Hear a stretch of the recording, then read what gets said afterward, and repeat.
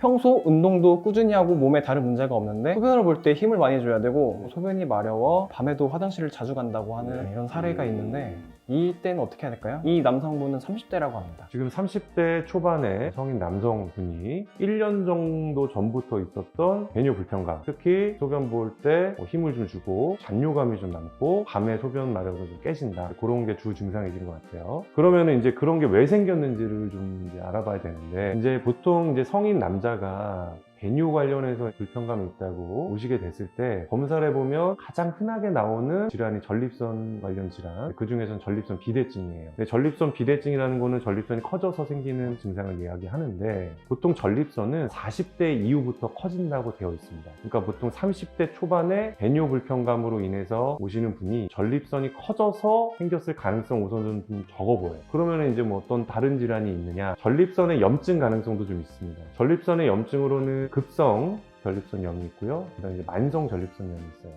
급성 전립선염 같은 경우는 급성이기 때문에 그런 증상이 생긴 지가 며칠 안 됐어요. 며칠 전부터 소변 보기가 불편하다, 잔뇨감이 남는다, 소변이 자주 마렵다, 통증이 있다, 그런 거를 주 증상으로 내원을 하십니다. 그래서 지금 그런 불편감이 1년 정도 되셨다고 말씀하시는 것 같을 때는 급성기 질환은 아닌 것 같아요. 가능성 있는 질환은 만성 전립선염일 수 있습니다. 그래서 만성적으로 이제 전립선에 염증이 생기게 되면 그로 인한 이제 증상들이 생기게 되죠. 가장 불편하게 호소하는 증상이 이제 회음부의 불편감, 회음부가 뻐근하다, 묵직하다, 소변 주기가 가늘어졌다, 소변 볼 때 힘을 준다, 잔뇨감을 느끼게 된다, 그런 얘기를 하십니다. 가능성 있는 질환은 전립선의 염증, 그 중에서는 만성 전립선염 가능성이 있어 보이고요. 그 다음 이제 두 번째 생각해 봐야 될 거는 방광 질환입니다. 방광에 문제가 생겨도 이제 배뇨에 불편감이 생길 수가 있거든요. 그래서 그럼 방광이 어떤 역할을 하느냐, 그걸 알면 돼요. 방광은 크게 두 가지 역할을 합니다. 첫 번째는 소변을 저장하는 역할이에요. 소변을 채워주는 그런 역할을 합니다. 그 역할을 제대로 못하게 되면 소변이 자주 마려운 느낌이 생기죠. 저장을 많이 못하니까. 그래서 심해지면 소변이 좀 급한 느낌도 올 수 있고. 그 다음에 두 번째 방광의 역할은 방광의 수축력입니다. 수축력. 소변을 저장하고 있다가 방광이 빵 수축을 해줘야 되거든요. 그래야 이제 전립선부 요도를 통해서 소변이 배출이 되는데, 수축력이 좀 떨어지는 분들이 있어요. 방광의 수축을 못하게 되니까 소변 주기가 약해지게 되죠. 그러니까 의식적으로 막 배에다 힘을 주게 됩니다. 방광의 수축을 잘 못하게 되니까 복압으로 막 배에 낑낑 힘을 주면서, 우리가 대변 볼 때처럼 힘을 주면서 이제 배뇨라는 그런 배뇨 습관을 가질 수도 있어요. 그리고 완전하게 수축을 못하니까 방광에 잔뇨도 생기게 되죠. 그런 것도 고려를 해봐야 됩니다. 그래서 방광의 수축이 원활하게 잘 되고 있느냐, 그것도 생각을 해봐야 되겠고요. 마지막으로는 요도 관련한 문제입니다. 여성 요도가 있고 남성 요도가 있는데, 여성 요도 같은 경우는 요도가 굉장히 짧습니다. 손가락 2마디 정도, 그 정도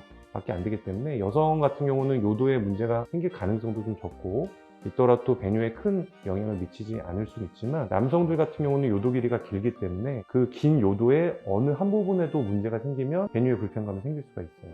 특정 부분에서 요도 협착이 왔다든지 염증이 왔다든지 그런 다른 성병 관련한 질환이 오게 되면 요도가 좁아지기 때문에 소변 주기가 세게 안 나가게 되죠. 그러면서 잔뇨감도 생길 수가 있습니다. 정확하게 진단하기 위해서는 그래서 검사를 좀 해봐야 돼요. 사람이 어떤 검사가 있어요? 기본적으로 소변 검사를 통해서 염증이 있는지 여부를 확인을 하죠. 그게 이제 첫 번째 기본 검사가 되겠고요. 그 다음에 이제 전립선 질환이 있는지, 전립선이 커져 있는지, 그걸 확인하기 위해서는 경직점 초음파 검사를 하는 경우도 있습니다. 마지막으로는 요도 상태, 그 다음에 전립선부 요도, 방광 내부의 상태를 확인하기 위해서는 요도 방광 내시경이 필요할 수 있고, 그 다음에 이제 필요에 따라서는 요 역동학 검사라고 해서 우리가 이제 소변을 보는 패턴을 객관적으로 확인해 볼 수 있는 검사가 있습니다. 그래서 실제로 방광 내 물을 채우고, 그 채워진 물을 통해서 방광의 수축이 원활하게 잘 되는지, 소변이 세게 잘 나가는지, 잔뇨량은 어떻게 되는지를 객관화된 검사를 통해서 배뇨 상태를 가장 객관적으로 측정해 볼 수 있는 검사라고 할 수 있습니다. 근데 이제 검사 자체가 조금 불편감을 호소할 수 있기 때문에 그 환자분의 상태에 맞춰서 필요한 검사부터 단계적으로 해보는 게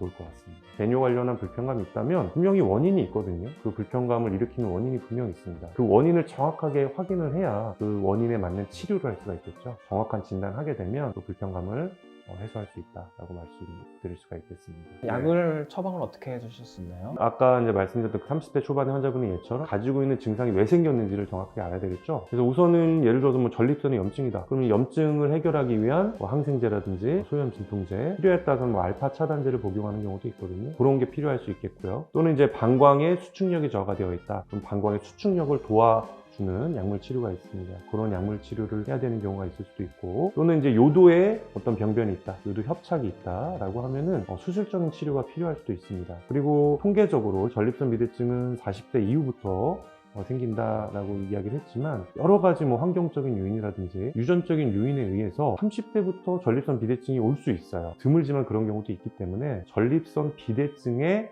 대한 약물 치료나 또는 뭐 시술적 방법 이런 게 필요할 수는 있습니다. 그 환자분이 가지고 있는 증상이 왜 생겼는지 그 원인에 따라 전립선 비대증, 뭐 전립선 염증, 방광 문제, 요도 문제 이런 게 올 수 있기 때문에 거기에 맞는 뭐 약물 치료나 뭐 필요하면 수술적 치료가 시행될 수 있습니다. 수술적 치료라는 거는 어떤 수술을 하게 되나요? 그래서 말씀드렸듯이 요도 협착이 있다, 요도가 좁아져 있다, 요도 내에 어떤 뭐 병변이 있다. 그럼 이제 그거를 제거해야 되는 수술적 치료 또는 그 좁아져 있는 길을 넓혀주는 수술적 치료가 필요할 수 있겠고 또 전립선 비대증이 있다라고 하면 전립선 비대증을 해결할 수 있는 유로 리프트, 전립선 결착과 같은 시술적 방법도 시행해 볼 수는 있겠습니다. 네, 오늘 말씀 너무 잘 해주셔서 네. 해결됐나요? 해결되는 것 같습니다. 네. 감사합니다. 네.